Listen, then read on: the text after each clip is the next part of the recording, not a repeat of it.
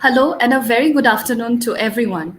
I am Basundhara from Logistics Insider and I welcome you all to today's event, Sailing Through Choppy Waters, powered by Jeena and Company, which will take you all on a cruise through the journey of the shipping industry in these months, the lessons from 2020, the road ahead, and how digitalization is not the destination but the anchor of support amid the turbulent times. The past year has given us many lessons, many bumps, as well as high tides. From the container scarcity crisis to the ever given setback this year, the maritime industry has truly seen it all. Our experts today will delve more into it and what lies ahead.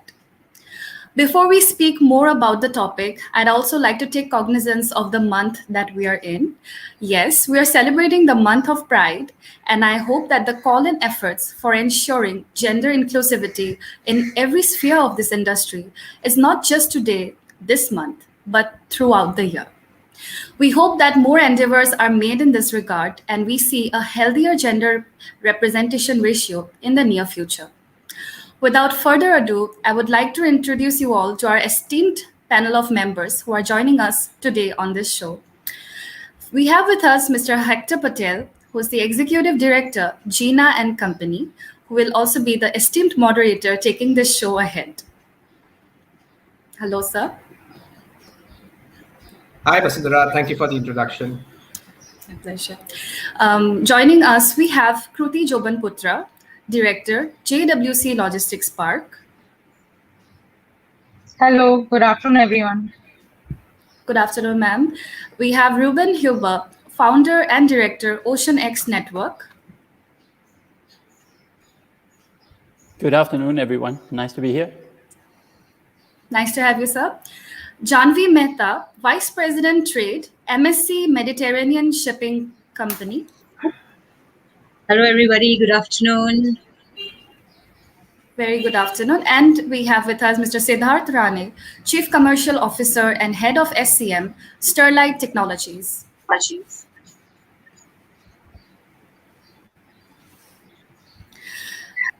Before I conclude, I would also like to inform our audience that we'll also be delighted to take questions for the panelists towards the end of the session.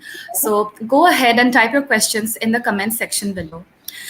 With this, I hand over the reins of the show to Mr. Patel. Thank you very much, Basundhara. Good morning, good afternoon, and good evening to, I'm sure, what is going to be a global audience. Thank you very much for taking out time to joining us over here. We wanted this to be a very interactive session, so we'll try to wrap up as early as possible so we can engage with the audience, take questions, take some suggestions, have a generic discussion.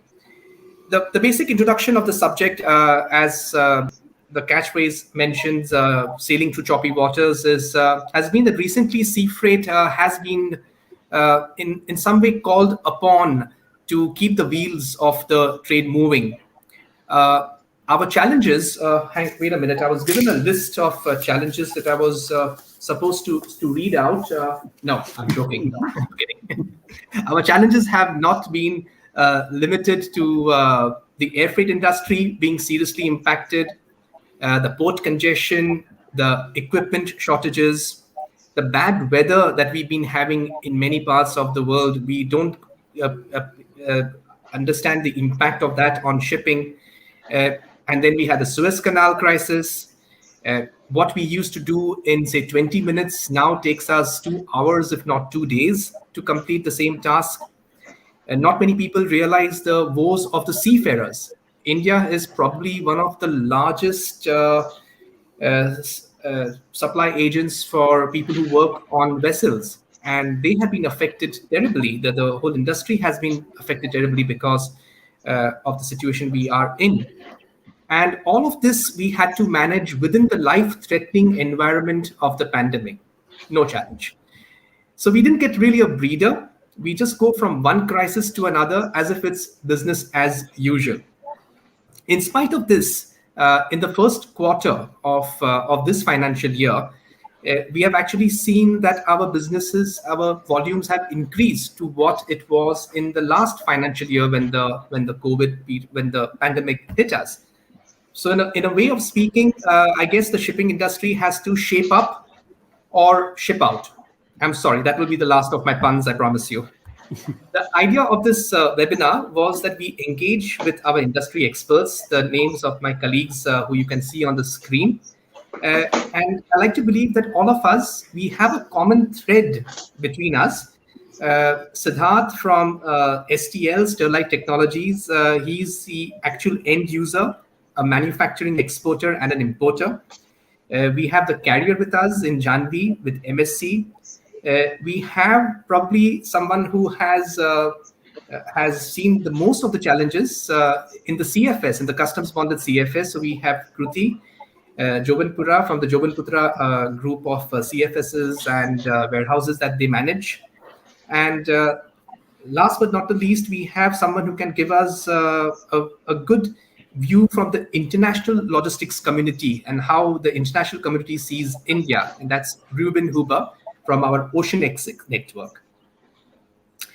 All these colleagues have been personally involved in keeping the wheels moving. Not only have they adopted, but they have even flourished during this time.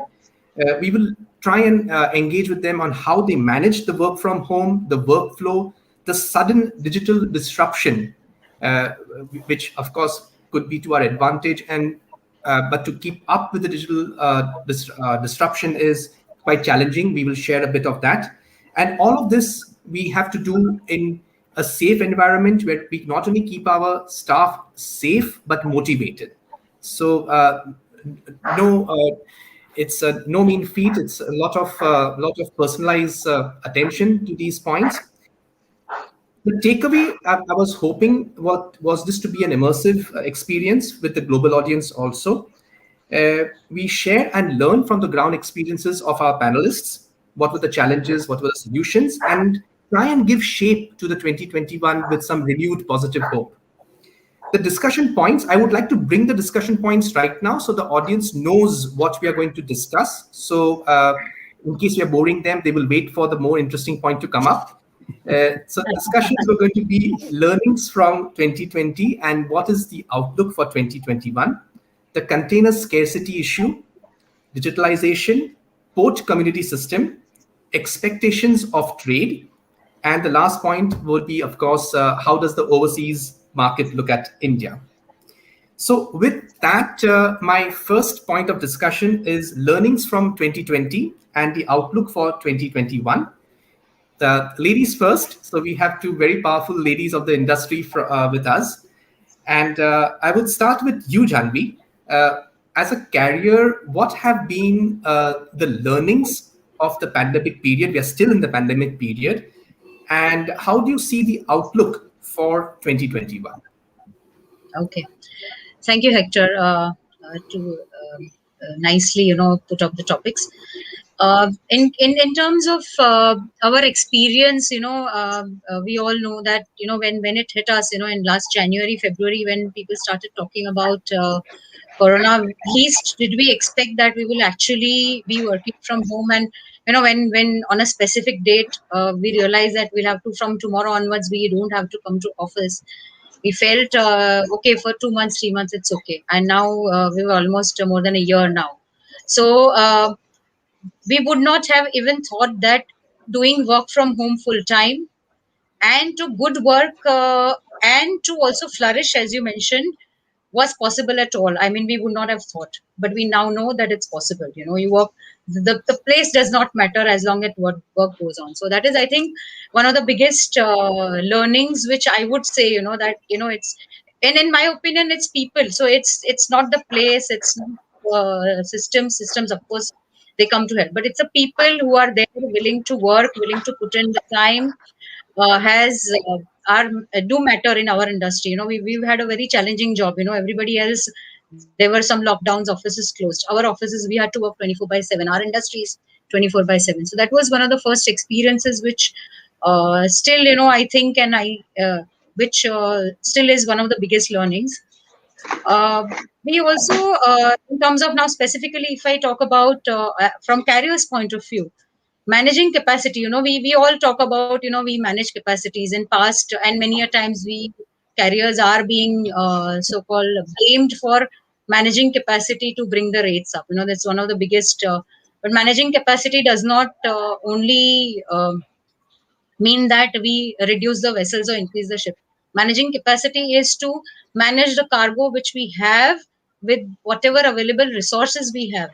And biggest challenges which we had in the beginning of pandemic was uncertainty as to whether there is sufficient cargo or not. Customers could not tell us whether it's going to ship out 5 or 50 containers next week.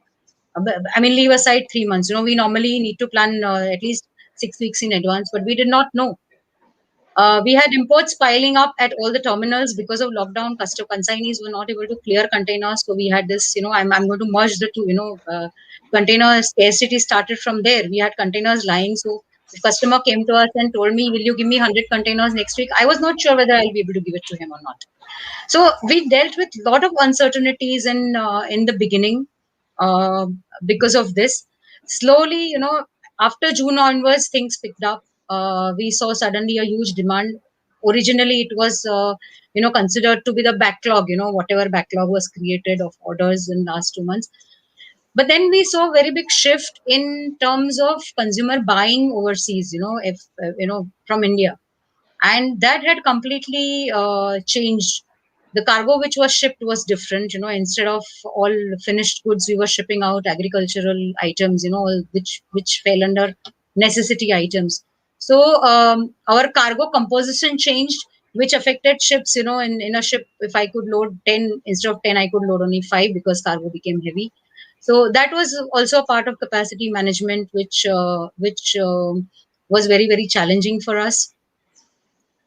And when the shift took place, the biggest, you can say, the biggest driver of the growth, which we've seen, we all flourished, as we say, we've all seen more than 20% growth of cargo against what we expected. We did not expect so much.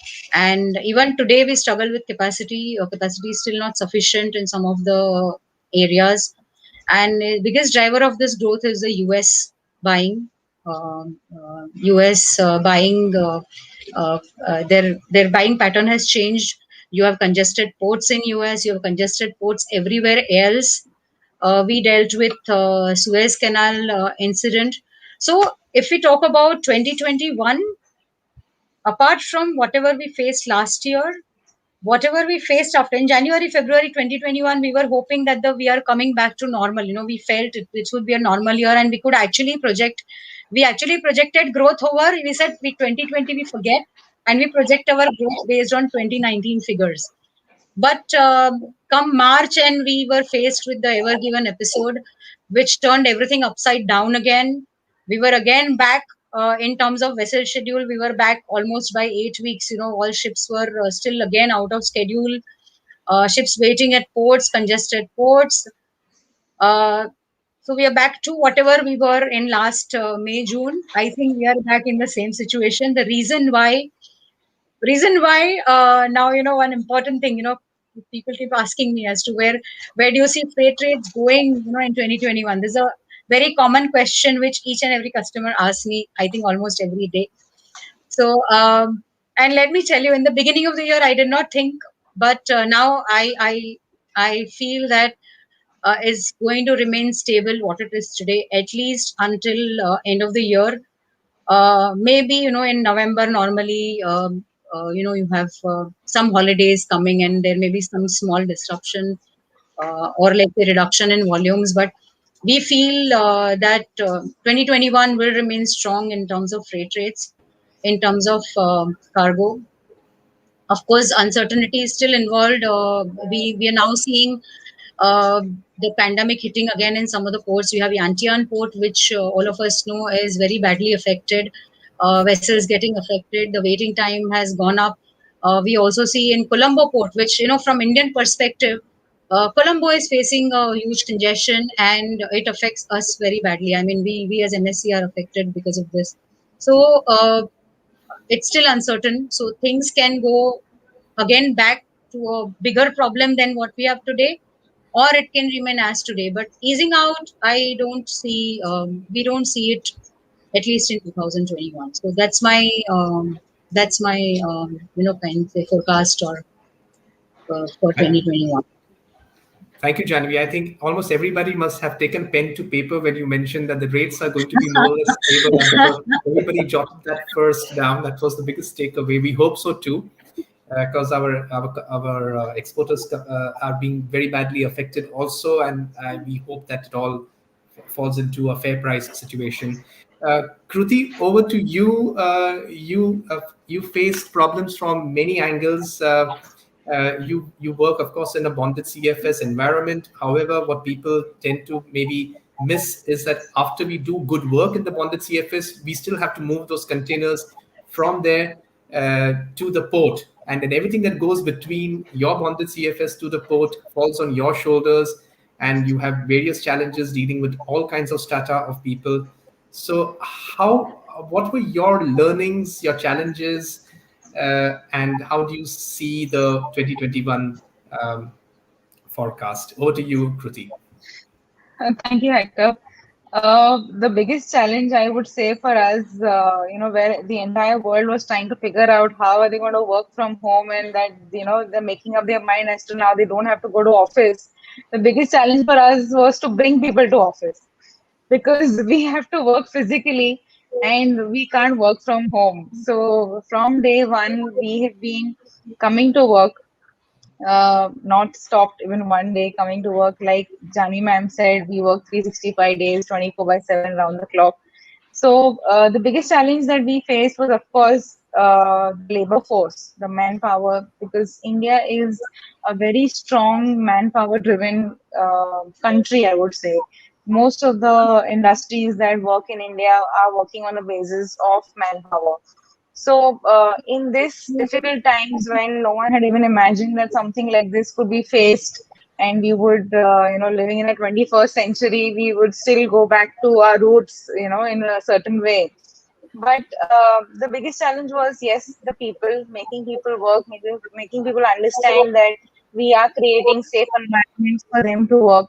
So, first of all, our biggest challenge was to create a safe environment wherein our people, our team, our vendors, the entire manpower that was working with us and for us, making them confident that no, we'll be taking extra precautions when it comes to their safety. So one prime importance that we started working as a management was on creating a safe environment for the people, whether it's commuting from their homes, bringing them from their homes to the offices, making medical facilities available for them, getting them tested, getting them vaccinated. Everything was taken care by us, and we still continue to do that because, like you said, the pandemic is not yet over. Of course, people have understood how to take care of themselves now, and people are taking extra initiative to maintain social distancing. But however, um, it was a difficult period for us, and we had to struggle through it. But of course, we have worked out well, and we could manage things. Thank you, Kruti. That is a very interesting point that you made when we were pushing people to work from home. The people who really go to the CFS, including our people, we are caught between the devil and the deep blue sea. We have to send these soldiers out there to risk their lives, literally, and to get things good moving. So, So when we talk about warriors, the doctors, the nurses, the medical industry, yeah. I would say people have forgotten that even logistic industry have warriors who No, no, were sure. out there, Yeah, yeah, working sure. day in and day out, whether it's the Sure port, thing. whether it's the CFS. People were physically coming out in spite of facing all the difficulties, because local authorities sometimes don't even understand what is the port and what is the customs and what is the CFS, because a common man is they're not aware about how the actually logistic works. So it's difficult for them to know, but yes, we got our ways done. Very valid points, Kruti. Thank you so much. So now we make a slight detour and we go to the end user. And I'll ask Mr. Siddharth Rane to share his experience of 2020 and his outlook for 2021. Sure, thanks, Hector. I think I would sum it up, in one word or two word. It was a balancing act. So we were one of the fortunate industries where our volume increased. So Sterlite Technologies is a company that sells predominantly fiber optic cables and optical fiber. Because of the huge data usage across the world, our volumes were going up. So we were trying to, we probably would have done about 1.7 times or 2 times the containers that we did before the pandemic, in a time where containers were in shortage. Even though volumes were going up, we are having in our industry a severe pricing constraint. So prices for us were going down, but logistic costs were going up. So that's another balance. And the third balance was really having your people safe, but about 80 to 85% of my team had to really go to the factories to work. A supply chain team. So really, so those were the balancing act that we were doing all through the year. And every time you think that you have attained a balance, a evergreen happens, or a winter storm in US happens. So it has been a year, throughout the year, of balance of various things. In terms of outlook, I think we will have to do this balancing act for the next 2 years at least. I'm hopeful that prices come down, the container shortage goes away, we don't have one port after the other having issues. But I'm really sort of almost preparing my teams to say this should be our normal for the next 2 years, and get yourself ready to face this day in and day out. So yeah, that's my small perspective, and I think kudos to really the people out there, in my team and everybody else in the logistics industry, that really kept the wheels turning and are still keeping the wheels turning. Couldn't agree more, Siddharth. And that's what we also are forecasting, that at least for the next 2 years, we are going to, if not be in the thick of it, but feel the aftermath of what we are going Correct. to. Yeah. Thank you, Siddharth. Let's cross the border now and go over to Switzerland to our friend Ruben. Uh, Ruben, how do you see your learnings, your challenges? Because you would have such a 360 perspective from so many countries. Overall, how did you see the people coping up with their challenges, and what solutions came out of it? And how do you see 2021 shaping up? Okay, thank you, Hector. I mean, the situation has been quite different in terms of timing and in terms of impact, depending on the industry, depending on the trade lane. There has been a lot of differences. I think the one common thing, Janvi already mentioned that, is uncertainty. That was the key thing that impacts everybody. I sometimes tend to say how boring were the past 10 years, because suddenly every day has a black swan landing and changing our lives and impacting the industry. And people played a very vital role in taking things over. I'm very much into digitalization to some degree, but it also showed a lot of limits. You need to have space, and you need to have a box with that rate that you find online. You need to move things faster, and that was all caught up by people. That was caught up by people that adapt. And as Kruti nicely said, we have these kind of two different parts. Part of our industry can work white collar and from home and have to adapt to that. But on the other hand, you have the people that touch the cargo physically and that need to be in touch with things, and you need to coordinate them. They put their risk, they put their health on the line to some degree as well. And we really need to be grateful for all that, what has happened there. And the different industries, of course, at the beginning, there was uncertainty. Nobody knew what would be impacted, how much, and then you had certain industry benefiting. Furnishing and other things suddenly started to see an increased demand, because everybody needed a desk at home, everybody needed an office chair, and things were changing based on that, and they have kept on going like that since. We had, as Janvi outlined, we had the Ever Given, we now have Yantian, we have Colombo. I'm just waiting every morning when you wake up and look at the news, what is next? What's the next disaster that's going to strike us? And so for 2021, I think this is one of the main things we need to be aware of. It will continue to have disruptions. There will continue for things to happen. When and what kind of normal will set in, we don't know. We will not very soon return to the boring old days. And we will have to keep our teams motivated to actually really adjust to situations as they come. Thanks, Ruben. My grandmother used to tell me that a sailor's life is very colorful. I don't think this is what she meant, but Never mind that. So, colleagues, just a time check. We have about 20 minutes to finish our points because I wanted to open up the forum for questions also. So, we just go quickly on the next question. The next question was, well, the next discussion point, not question, was about the container scarcity issue. What was the cause of it? Though we read a lot about it, but just have a recap on what was the cause of it. Is the worst over? Because I was reading a few articles that few shipping companies were actually buying more inventory in the given situation. So, is the worst more over? And how far has the industry gone ahead from the equipment shortage problem? So maybe Ruben, I could start with you, get a bit of a more international perspective, and then we could come to you, Janvi, and then go to the next discussion point. Okay, yeah, I mean the cause is relatively simple. It's part of the reaction on these uncertainties. Huh? Customers didn't know whether they need the stock, whether they don't need it. So a lot of containers were used for buffering cargo. On the other hand, carriers, of course, planked certain sailings, which caused a certain kind of imbalance on equipment. So the equipment was still around, the kind of 30 million fleet that we have in the world, but it just ended up to be in the wrong place. Huh? And of course, then with adding congestion and everything, you have certain kind of transit times that increase. China, Chicago, that used to be 40 days or so, goes up to 70. And that, of course, is where your equipment is. It's on some ship waiting in some port. And now, of course, everybody's producing like crazy. But until we get to a level where things will normalize, will take quite some time.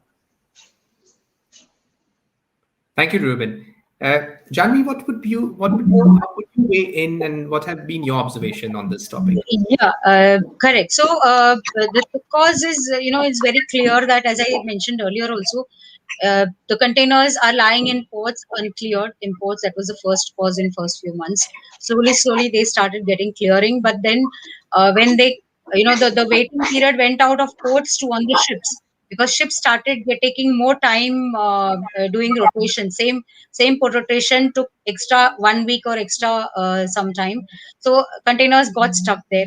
Then one of the biggest challenges, which still remains, which we always had, was the trades are not balanced. All the worldwide trade is imbalanced. So where you have more exports, you may not have imports at all, and vice versa. The carriers had to choose, and one of the reasons why, we also get asked question, why this port you only charge that, why do you do not serve this port, or why do you stop taking cargo to so and so port?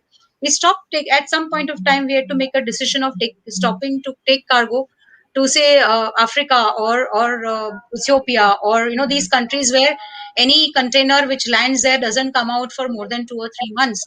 So containers lying in ports where they are not needed, and shortage of containers where they are needed the most. And the timeline, the world had a different, each country had a different timeline with respect to the lockdowns. So when one country is in lockdown, you have containers stuck there, and then it comes out and it goes to another country where lockdown may have just started. So again, the containers are going and lying there. So basically, containers lying on land, import not cleared, and containers on the ship because of the ship rotations getting affected, the main two causes. Carriers had not built containers for last few years. Our in fact, our industry after 2010 has always been in little difficult times. Every year used to be the situation where carriers did not make enough money. We also saw some carriers closing down. So there were not this kind of problem was not foreseen. So there was no new manufacturing which took place, not in big scale, of course. Each line based on their growth plan definitely manufactured or purchased containers, but not in a very big scale.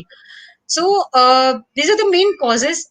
Now carriers are purchasing wherever possible, but it's not enough, because even today we are still dealing with the vessel delays. We still have ships getting delayed at ports, waiting for 3 days, 4 days, and that's where I think that till end of 2021 we don't see much of, or even 2022. It appears that container problem may not be entirely wiped out. By the time that actually entire new fleet comes, will take some time. But of course, once vessels come back to schedule, if we normalize, let's say, if we normalize the schedules, if we have a normal work situation at ports, in CFSs, or in a country, then certainly a major problem could be solved. That's my idea. Unless, of course, things, if there was a third wave in India in this September, then we will see. We had a slowdown this year, last week, when Tamil Nadu was still under lockdown. We suddenly, went from good inventory to bad inventory. So I think that uncertainty still looms on the side. On a lighter note, because we are anticipating a third wave, I hope it doesn't happen, or if it does happen, it's not as severe or serious. And I'm already thinking about our next panel discussion, and we could be calling it "Riding the Wave" or something like that. Yeah. Okay. I promised you no more puns, but I couldn't help myself. I'm very sorry. I guess we move on to the next discussion point on digitalization. The idea of having this point was that it's no secret that one of the, and I choose my words carefully, the positives of this pandemic has been the digitalization. We all had to do it quickly and had to adapt ourselves very quickly. So just to go around the table, I think probably we could start with you, Janvi, as you were speaking. Did the industry, the shipping industry, did it implement something new? What changed? What happened because of this? Now things will be different going forward.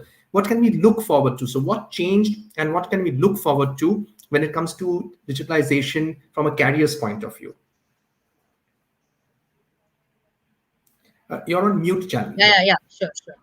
So one of the main points coming out of pandemic learnings also, that digitalization was already happening. I'm not saying it was not happening, but it gathered speed during the time, because it suddenly became from something on the side to a necessity. We had something, okay, it's a facility. Earlier it was an extra facility which we gave to customers of going on our website, checking some information.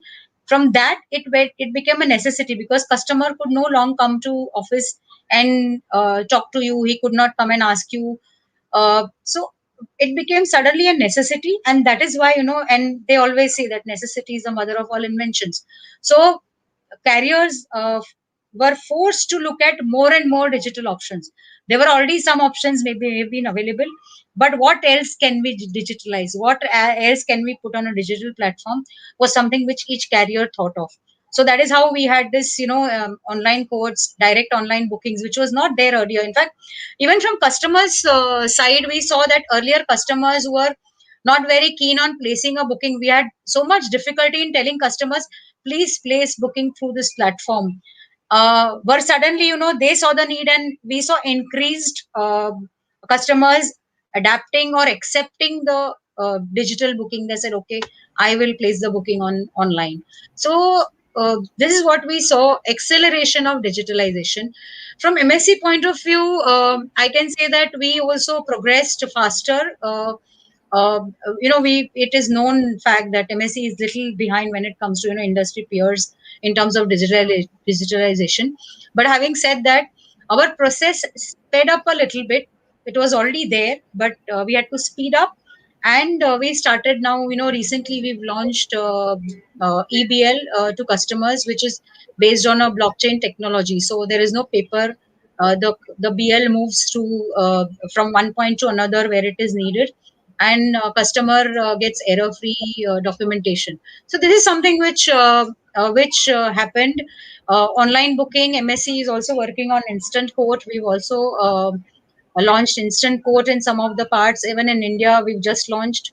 So and this same thing happened also with other carriers. Most carriers have gone on now online quotes, online bookings, and EBLs. So I would say it's a very big development. And on the other side, you can talk about, we know that recent SEMTR rules which have come in force.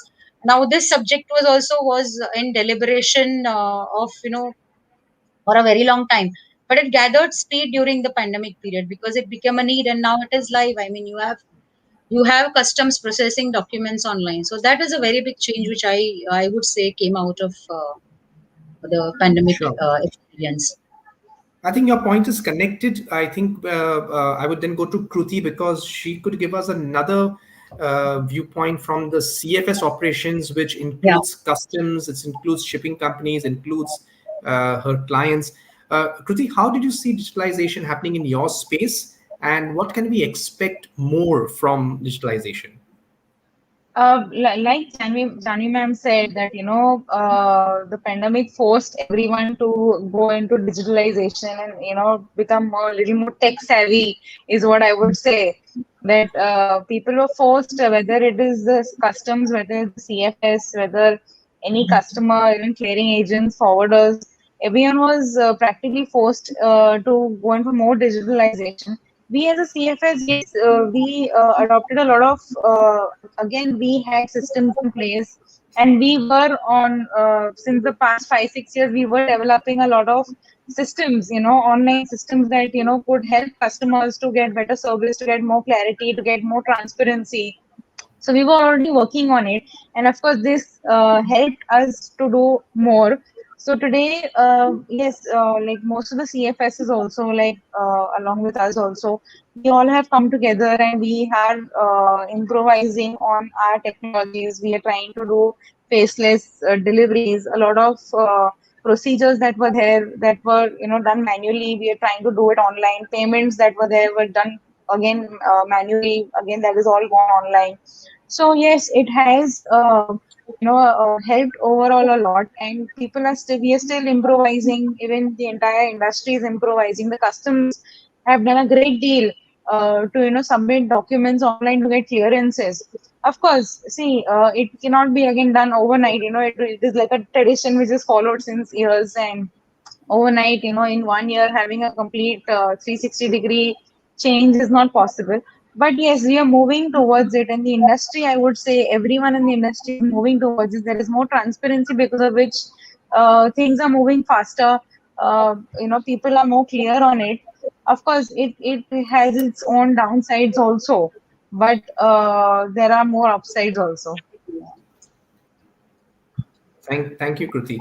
I would go to Siddharth because his questions and his take on the matter could then rope in Ruben and Janvi and us. Because I'm sure as an end user, you would have more searching questions on where is this digitalization going and how should it benefit the end user, which is our client. I mean, if it benefits you, Sure. better for us because then you can do more, we can be in more business. So that Sure. what's your take on digitalization? So yeah, I'll split my sort of takes into two parts. Part one will be the things that we have done or in the process of doing that were almost triggered due to COVID, and the second part is what you said. Really, what's my ask from the logistics industry as an end user?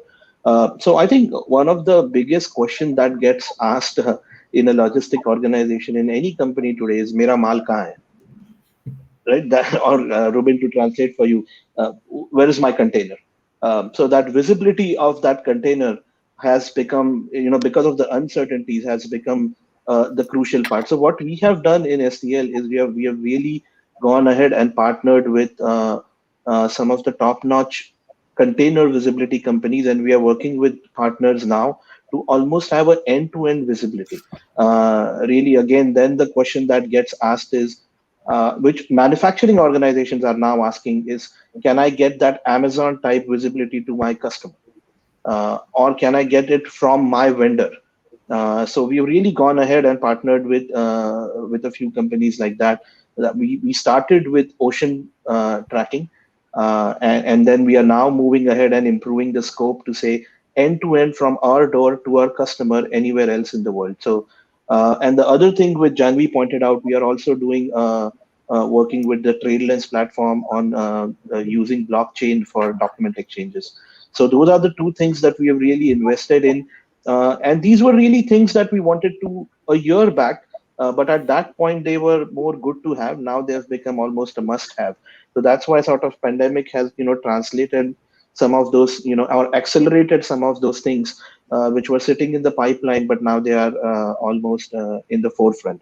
So yeah, I was almost joking with Hector now that in a few days I won't call you to ask where my container is. I will tell you where it is before you can tell me that. So and some fantastic technology and some fantastic young Indian startups in that space. Yeah, if they pay me, I would have named them now, but I'll keep it a secret for now. But some really good startups in India and abroad in this logistics space. So there's a lot of innovation going on there. So that's what we have done so far. What we really want as an end user is two things, right? One is clarity, one is visibility, second is clarity. As an end user and as a consumer of the aviation industry, I can pretty much go online, book any flight that I want, compare prices, compare all the services, whether I want to pay for my luggage, I want extra leg room. I'm just looking from the logistics industry from a digital standpoint. Is when does that industry become so clear that as a consumer I go in, I have options online which can be compared, chosen, and picked. So that's almost my blue sky sort of ask from the industry. And my third point is almost a question back to the freight forwarding industry. I have a very strong feeling that the freight forwarding industry, which is really a service provider or an integrator of logistics services, uh, I feel there's a great chance of someone like a Uber coming in and disrupting it. And then my question back to the industry is, would you want someone to come and disrupt you, or is there anything going on by the industry to be sort of, the disruptor themselves? Thanks, Siddharth. I think I'll put this question up to Ruben for a bit, because he is in touch with many of such platforms on an international basis also. So we could get some insights from him. I will also chime in a bit. Ruben, over to you. Okay, thank you very much, Hector, and thank you, Sid. Very interesting viewpoints. I can only agree that everything has accelerated a lot thanks to the push from COVID. So a lot of technologies to do things are there since 5-10 years. You can book your cinema ticket back in the days when we were able to still go to the cinema online, and you could pick your seat and you could do everything, but you couldn't do that with a container and things like that. So it has pushed us all a bit further on that, but it also showed a few of the limitations. So visibility, for example, is a great thing. If I know, okay, my ship is stuck in that Suez Channel, it's wonderful to know, but it doesn't solve my problem. So who is going to solve my problem? And that's something I had a discussion with Hector the other day where we also said every shipment becomes an exception. Instead of touching it once and then it goes all by itself, you're actually touching it 5-6 times, and it's people that did a lot of this catch up. And so we always say that things move two ways, probably in forwarding in the future, where on the one hand, what used to be sales becomes much more of a consulting role. And on the other hand, what used to be customer service becomes much more of an exception management role and really helping to solve problems on a day-to-day basis. So and in case of the disruption, we had a lot of wannabe Ubers, wannabe Booking.coms, wannabe Expedias of freight that entered the market, and none has yet disrupted, because also the firms in the industry, they don't sleep. They listen to their customers, they adapt, and they see, hey, what are their needs? What do they want, and how can we improve? Also this, we are on a digital panel now, organized by a freight forwarder that wouldn't have happened 2-3 years ago. So things change, and we're also moving very fast in that industry, I think. But one fundamental thing that I think that matters always in transportation is that it comes down back to trust. In the end, you sell a product, and the delivery of your product, part of it is actually to get it there. If it doesn't get there, the sale won't happen again, or your customer will not be satisfied. And so I think trusting that things happen and that somebody has your back and is in charge of things arriving is very important. And so I think that is still a very important value.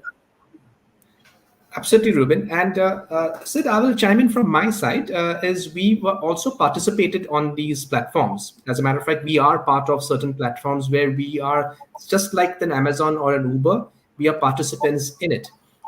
This is a more transactional type of a business at the moment. And when we go into more long-term contracts, at the moment, it doesn't really shape out in that direction. It's more transactional.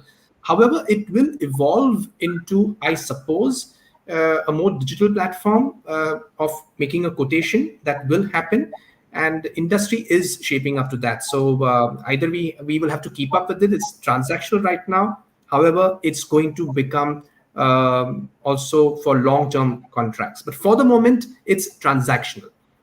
And so that is the disruption that we are feeling on the transactional side of it. Probably, Janvi, you could add something into it, and then we could move to the next point.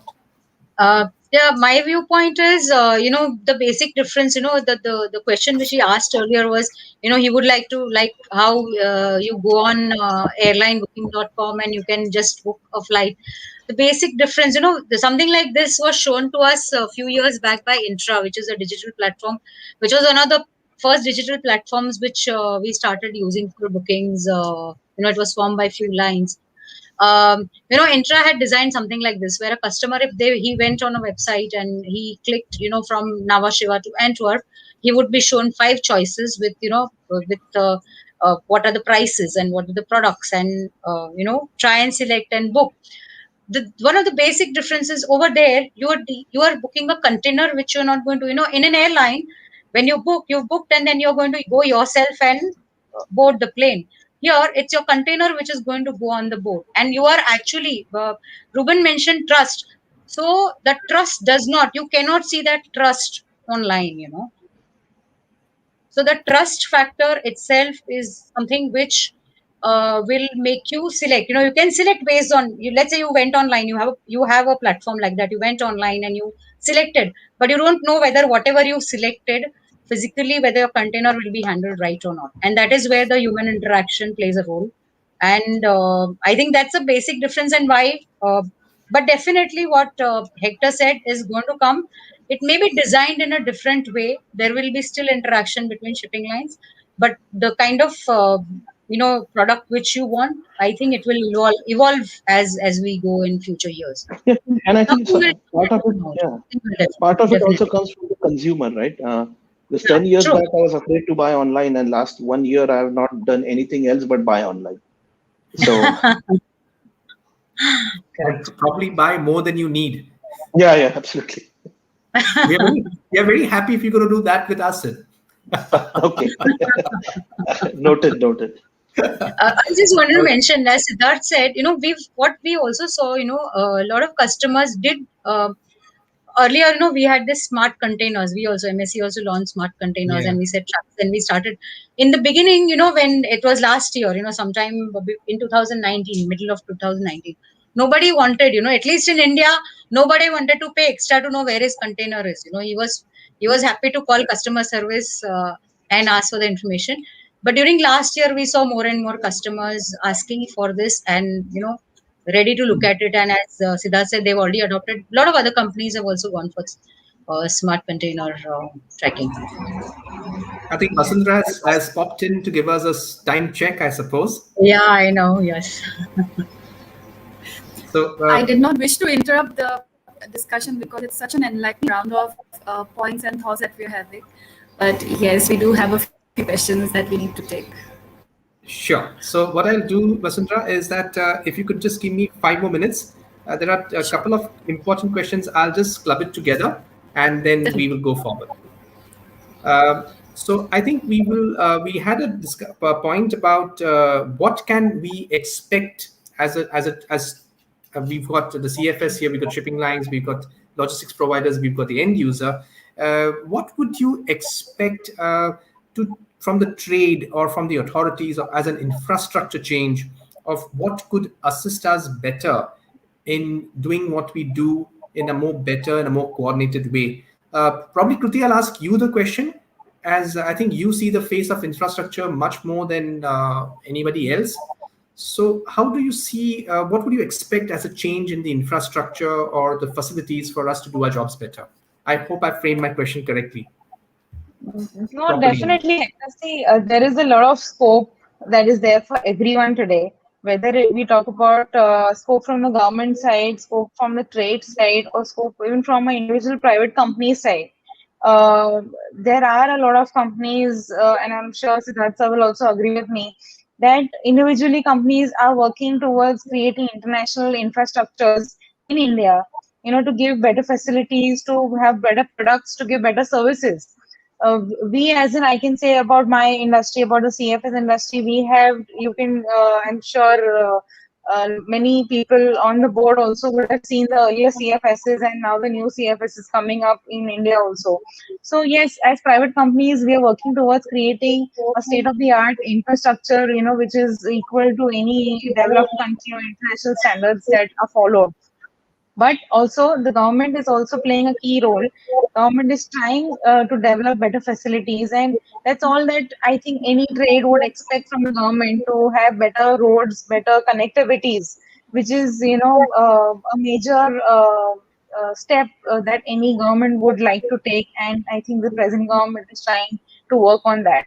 So when it comes to authorities, whether it's customs, yes, customs is trying to clear all the bottlenecks that are there by creating better infrastructures on their end also.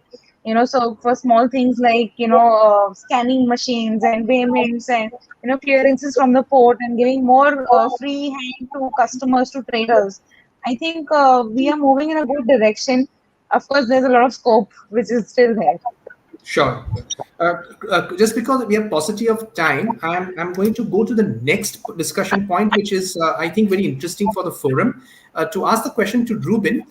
Ruben, how do you see the overseas market looking at India in the manner in which we have handled the pandemic versus, let's say, somebody like China? So, what is that impression, Ruben? It would be very interesting for us to learn that from you. What are your basic impressions? Oh, I mean, this is in every country it's very different, huh? And I mean, I think the jury is still out to look at who did what right and who did what wrong. And I think every country can learn from each other to some degree. And this, I think it's the infrastructure thing is important that Kruti just mentioned. I think we really have to build on that. That's one of the big challenges probably in India where it can really advance. And this is maybe to take something good out of the current situation and all these crises that we see is supply chain industry and all our industry as a whole now gets some attention.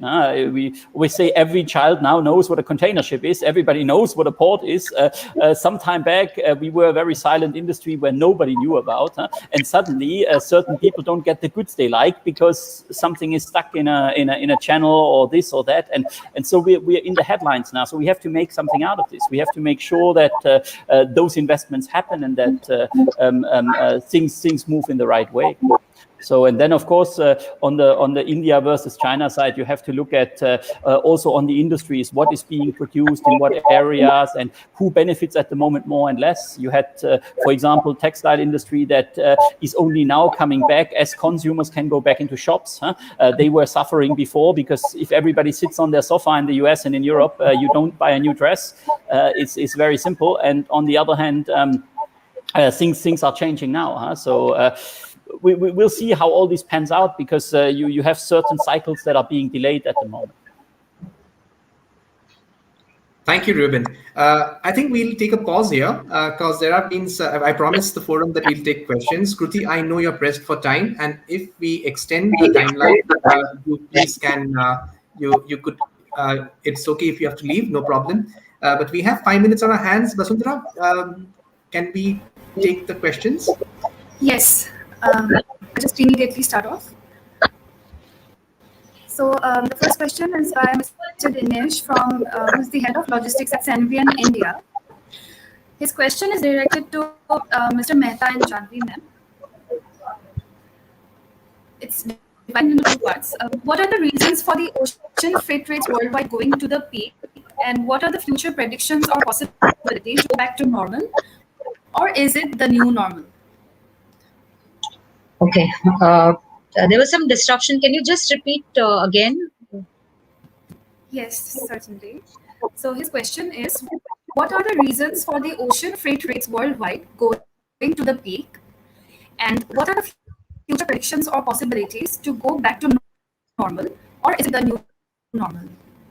Okay, so the first part of the question, what is the reason? I mean, ocean freight rates for one of the biggest factor which plays a role in ocean freight rate is supply and demand, as in any other industry. Supply and demand drives the rates. So we've seen that supply and demand in post-pandemic, or let's say during the pandemic and subsequently, saw a very big imbalance. There was a very big imbalance in terms of what was available and what was required. So this is what has pushed the rates up. One of the biggest things, and this is a new normal. I would say that to an extent, yes, because we don't see in any immediate future rates to go down to the levels which existed in pre-pandemic era. in let's say 2009, or from let's say 2010 to 2019, we had a specific range. They never went up or down below a specific level. So we don't see it happening anytime soon. They will remain high. Whether they will go further up, they can, if suddenly demand increases further, or they can go slightly low if demand goes lower. So it's all, I would like to normally, in a normal circumstances, if you ask a shipping line when the rates, we follow a specific cycle. The cycle is quite, I can say, to an extent predictable. But 2020, if one thing which has taught us is it cannot be predicted any longer, because we are still in the same scenario. The pandemic is not yet over.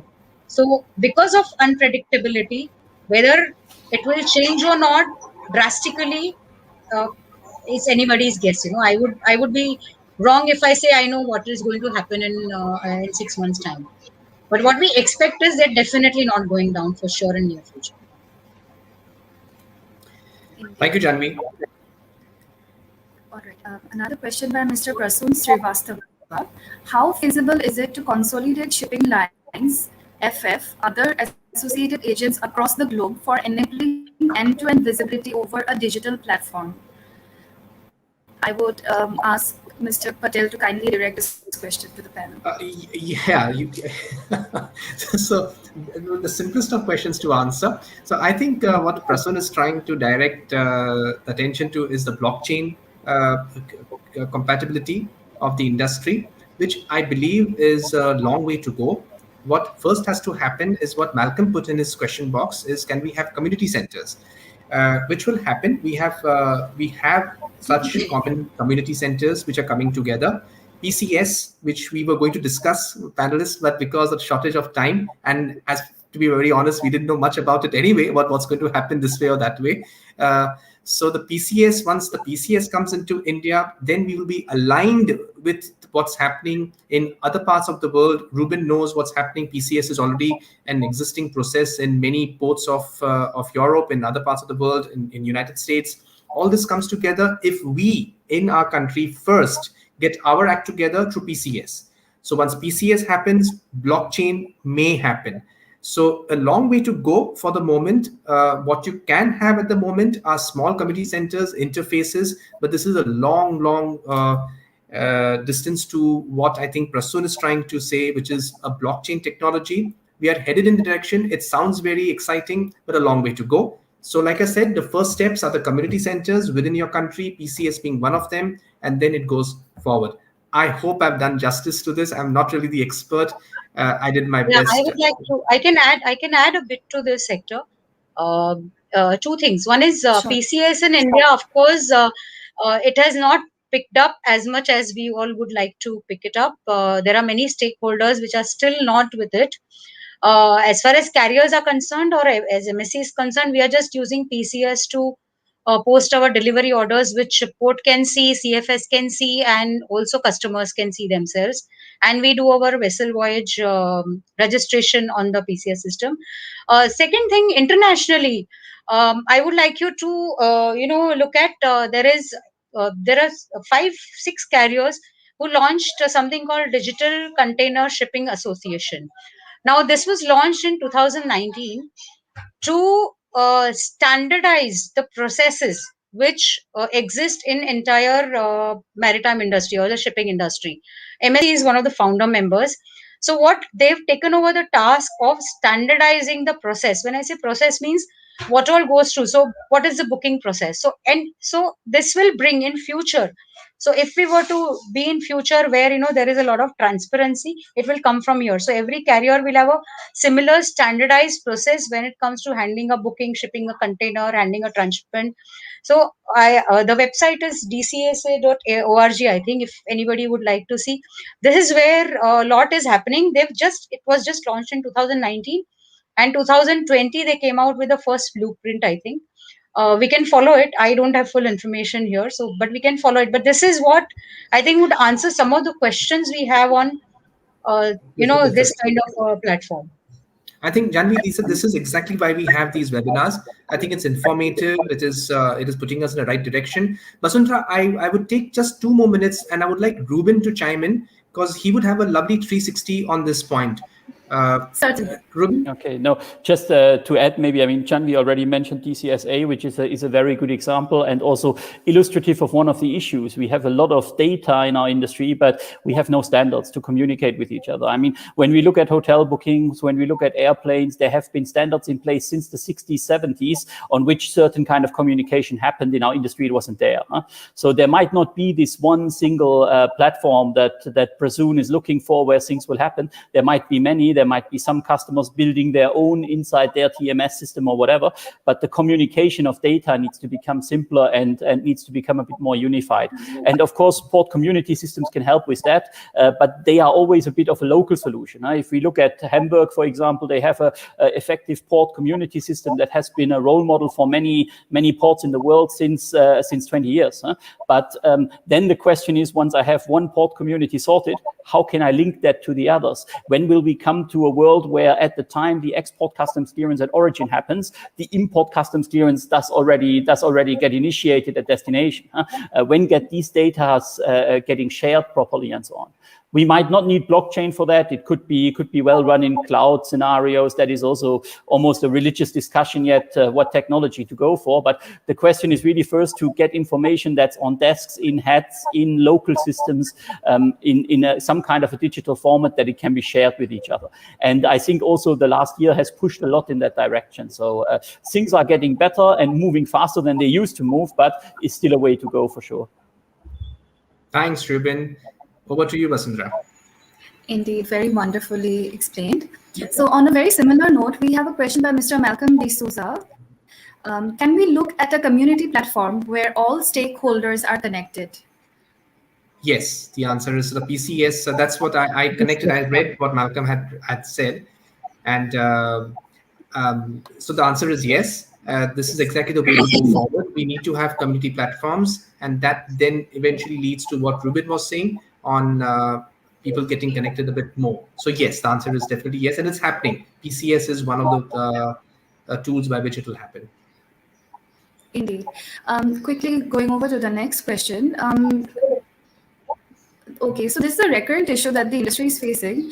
The question is, why doesn't our industry give opportunity to the young students and the management trainee as well, as they want to take part in these development and in resolving these issues? Of course, I I think read it's that about question. youth involvement.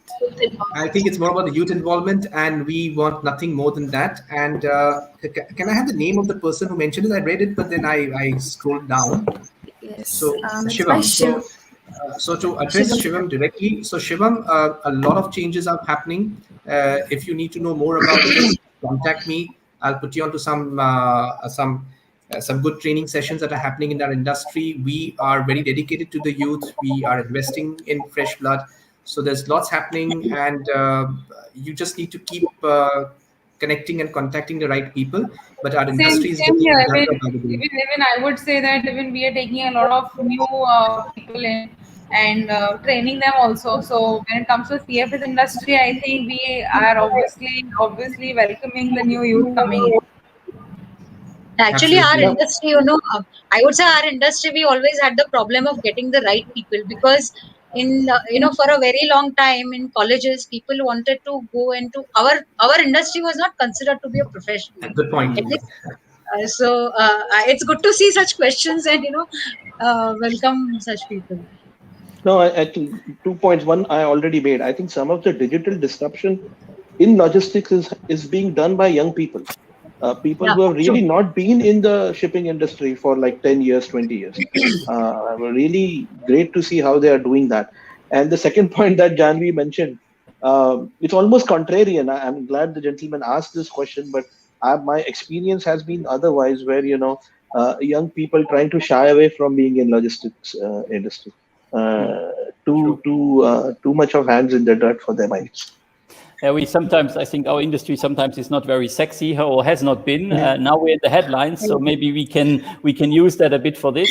But what I also would like to say is that maybe Shivam and the youngsters also need to push more, because one issue in our industry is that we get these young people into the organizations all the time, and then we tell them how to do it the old way. The industry as a whole needs a bit more push from the young people with new ideas. Why are you doing it this way? Why can't we do it another way? So that's maybe also where we have to adapt. True.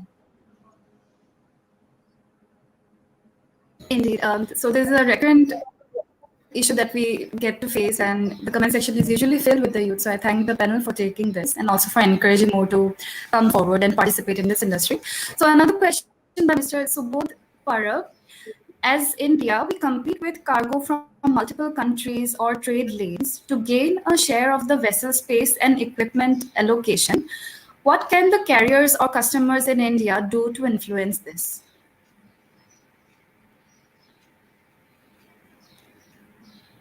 I guess, Janvi, you want to take that question, because you might know a little bit more about why is Chinese freight more attractive to the carriers than Indian freight, or... Sorry, Janvi, you're on mute here. Okay, so it's actually a complex question, complex answer, but I will try and make it simple. Let's not go to China. Let's talk about India. We have customers, let's say I have a fixed allocation in space, and I tell a customer I can't give you because I'm already full. I have commitment A, B, C, D, E. And one of them could be the customer's competitor. So, he's facing a competition from him. Another customer has space and he doesn't. So all he does is, I am ready to pay you more, but please give me space. So I think it boils down back to supply and demand. It would be wrong business sense if a shipping company will give priority to Chinese cargo because it is fetching double the freight. One can't blame them. They have to put their assets where they get the maximum revenue. So one can't blame them. So same scenario. Not that I like it. Let me tell you. If personally, because I'm from India, I don't like it when my liner says that, I don't give you space because I get a better freight from somebody else. But that's the name of the game, if you committed space and equipment, it will boil down to finally money. Good freight, you should be ready to pay the freight, which in order to compete, I think. I think to some extent we do, as a shipping line, we do take note that you cannot be concentrating in one area. You should be everywhere present. And that is why MSC continues to have a big presence in India. I can say that. Last year, contrary to, let's say in opposition to some of the other carriers, we did not have as many blank sailings as other companies would have had. So, but then I think it is all supply and demand. So both that's the way it is. Thanks, Janvi. That's an honest and frank answer. And I guess if the demand is more, Janvi, anybody is going to. Sorry. Yeah. I believe that there is already C priority, and that's your answer. I think I think one of the carriers offers C priority. So that's where the answer lies. Thank you. Maybe one more thing just on this supply and demand subject, because it was also mentioned in the comments by one of the commentators. The situation is also that we, on certain lanes like the US, there is a demand hike. In a lot of other lanes, the demand rise has not been so high. So we're more having a supply crunch, which is caused by congestion, which is caused by equipment issues and so on. So it's a bit those two things, the supply and demand balance, a bit attacked from two sides. I think Janvi would agree, right? Yeah. So. Yeah, absolutely. It's US.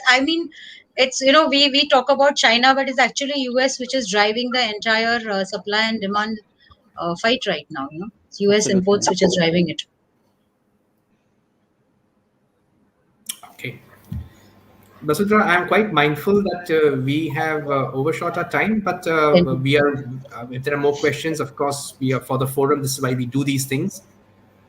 Yes, I believe Ms. Jobanputra was really pressed for time because she had to leave. Yes, yes. I mean, we need to let her go.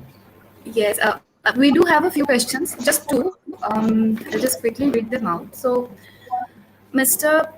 S. Ashirwad Kalkura, he had commented, if this will be the normal for the next couple of years, we should also see the rates coming down so as to support the trade and not additionally be burdened with GRIs. I'd like to take the panel's opinion on this. Janvi, you're in demand. Nobody can. I think Ruben can answer this. I mean, he has enough knowledge. I If don't you know. I can just highlight think the question once. it's supply and demand, and it will come back into balance to some degree. Huh? I mean, Chanvi explained it earlier. Carriers didn't have a nice time for the last 5 to 10 years. Huh? You may not forget that many of them hardly earned the cost of capital. Huh? So now, of course, we have an overswing on the other side, maybe, but things will come back to balance at some stage as supply and demand balances itself out. Huh? And forecasting that is almost impossible. You have another black swan landing like Yantian. It will impact us. It will push probably things for another 3-4 months. And what comes next, we don't know. But at some stage, things will balance itself out. If it's very attractive to build containers, more people will build containers. There is container production starting in India. There is a lot of things happening in that sense. More ship orders, more vessel orders. So things will change again. It's a cyclical industry in that sense.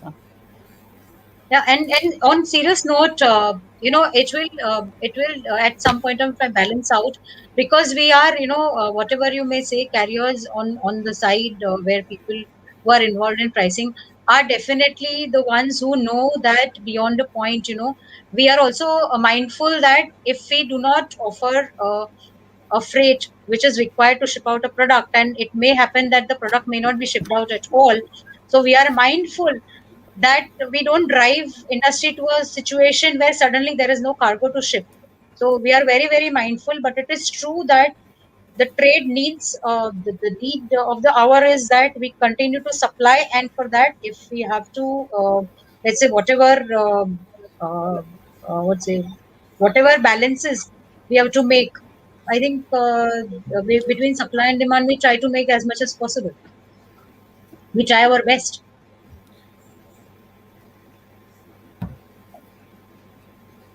I think this will Right. also depend, Janvi, on the port congestions. Yes, Because yes. I was just seeing a picture of Singapore the other day, and so the picture was in the night. So you could see these bunkers in the sea, and when the daylight came, they were not bunkers; they were just vessels parked for as long as the eye can see. That is the kind Yes. of the congestion that this industry is facing. So the rotation gets affected. It's a quite a complex thing. So there is no simple answer to it, whether the rates are going to be stable or not. But of course, it's in the interest of the industry that the rates stay as stable as possible, so we can transact business, because we cannot do business on uncertainty. But it Yeah. will have its volatility, is something that the forum has to understand, not because one wants to do it, but because it's the nature of the game in the given circumstances. Yeah. Right. So that's all we have for today. I'd like Okay. to ask Mr. Patel to take this over. I think Basundra, the forum must be sick and tired of listening to my voice, and I must just say Absolutely not. thank you so much, Basundra, for helping us with the questions. Thanks to the complete Logistics Insider team for doing this. Thank you to Ruben, Janvi, Siddharth, and Kruti. Siddharth and Kruti, they had to log off. They had some other urgent meetings. And actually, a very, very big thank you for so many people to have logged in and listened to us rant a bit. I hope we were able to contribute. We learned a bit, and we hope to do more of these sessions in the future. Thank you. Thank you. Thank you Thank very you, much. everyone.